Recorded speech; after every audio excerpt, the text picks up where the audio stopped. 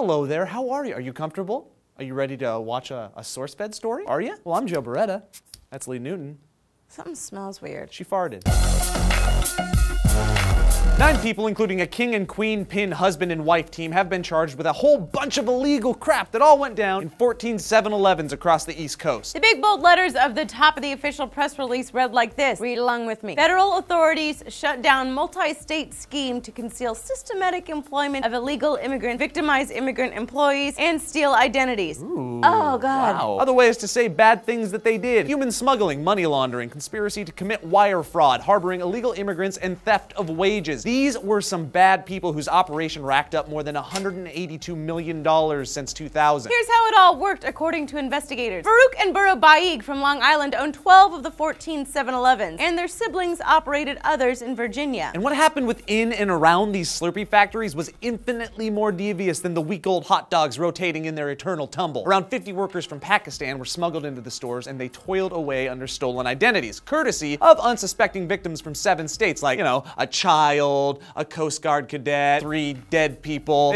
I guess they didn't need their identities. And here's where the masterminds get their evil genius on. They'd steal portions of their workers' wages, and then they would reap even more from them by forcing them to live in homes that they owned and by making them pay rent in cold, hard 7-Eleven cash. The press release points out that if guilty and all the assets are forfeited and seized and stuff, it constitutes the largest criminal immigration forfeiture in U.S. history. Whatever that means. What is second? That would include 10 7-Elevens in New York, 4 in Virginia, and 5 houses in New York worth over $1.3 million. Now, before we go, I want to point out a couple of lines typed up in this official press release. Like, from their 7-Eleven stores, the defendants dispensed wire fraud and identity theft along with Slurpees and hot dogs. And it gets better, the 7-Eleven franchises seized today will be better known for their big fraud than their big gulp. Come on! Come on! That's TV crime show gold. Get that guy writing for SVU. Oh, he writes like you. Get me writing for SVU. So guys, what's your favorite thing to get at 7-Eleven? I like to get white powdered donuts and a big gulp of Diet Dr. Pepper. Why do I get the Diet? I get beer. I get my daughter a Slurpee, and I get beer.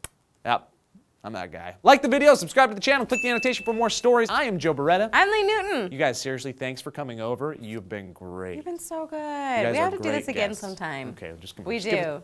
Come here. Oh. Come here. I'm not gonna hug you because I'm working on something. I don't know if it's like a head cold I don't or care if if it's you're like not a hugger, John. We're gonna cold, okay? but I don't want to take the chance. Thank you for coming over.